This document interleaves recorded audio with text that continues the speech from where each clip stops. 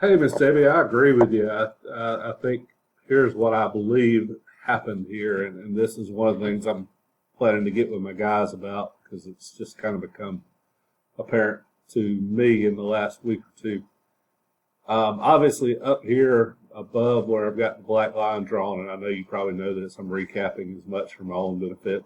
All that adds up to 21 hours, and of course, College 1060 is a mandated course, so that's 24 hours. So to get to that 61 that the student needs, that means there's 37 hours of remaining um, material that's got to be chosen. Because if you look right here, it says choose 40, so they've got to get 40. Well, with 37 hours, 4 times 9, which is what all the welding stuff is 36. So they're going to have 10 to get that mandated amount, which will put them at 64. But if they don't take the 10th one, they would only have 60, so that wouldn't be enough. So bottom line, everything in green was fine. And I think what's throwing them is they're not seeing this choose 40 additional credit hours.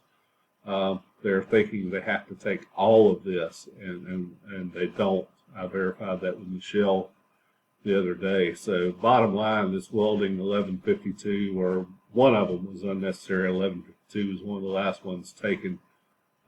So that's why the discrepancy, I think, between the hours that we're seeing there and this occupational elective is only 3, which means you could go somewhere else on the hall and take that and, get closer to that 61 that they need. But anyway, that's what's happened. That's why the numbers are higher, is because the total adds up to be greater than what's necessary, and that's what you're. But weirdly, when you think about that, you said you got 67 with welding 1152. That would be 68 because it's 4 hours. So maybe I'm missing what you're saying. So let's review that. 6, 6, 6, 18 plus 3. So yeah, that's 21. And he definitely took everything there. And that would have made 24, which means we'd have to have 10 of these. That's 64. And then 4 more would have been 68.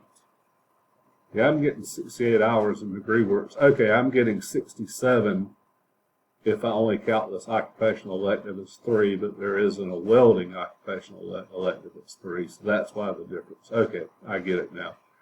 So hopefully that answers your question, and this is something I've got to make sure on these interdisciplinaries that all my guys understand, that if it has this choose, then we're not required to do all of these. We're only required to do up to the minimum hours.